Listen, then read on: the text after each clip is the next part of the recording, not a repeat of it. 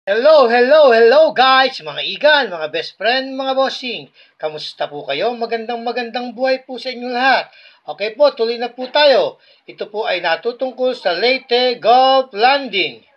Kaya lang yung ang petsa niya, yung October 20, 1994. Ito, 1944, to 2014, 70th anniversary. Ang hinahanap po, yung 50th anniversary.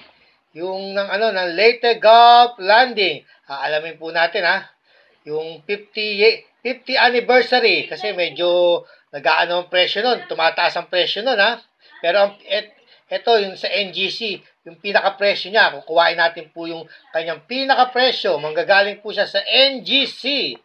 Ayan ang NGC. Salamat kay NGC. Ayan. NGC. Ayan po, alamin natin ang kanyang pinaka-presyo. Itong coins na to. Itong Leyte Gulf Landing 50th Anniversary. Yan ang kanyang harapan. Yan, Republika ng Pilipinas, 5 piso. Yan kanyang likuran. Harapan yata yan. Ito likuran.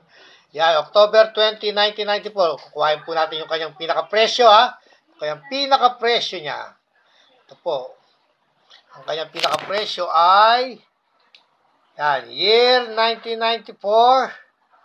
Yan. Denomination 5 piso, mintage 7,800 ba? 7,800 lang pala pagkakagawa nun Ang minted nun konti lang pala 7,800. Kaya pala tumataas ang presyo niya. Bali, ito po yung pinaka-presyo ng NGC. Shop now, $sign. Okay po, yun $8.50 sa 60. Sa 63, $8.50. Dito po sa 65, $12. Bali, halos 600 pa lang pinaka-presyo niya $12. Ito po yung $12. Ito po yung Leyte Gulf Landing 50 Anniversary. Marami po naghahanap nito ngayon. October 20, 1994. Yan.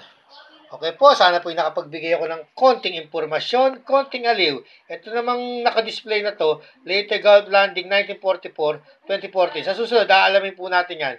Okay po, hanggang sa muli, lagi po nating tatandaan, ang mga barya ay bahagi ng kasaysayan at tayo po ay bahagi ng kasaysayan ng Pilipinas. Bye for now. Don't forget to subscribe.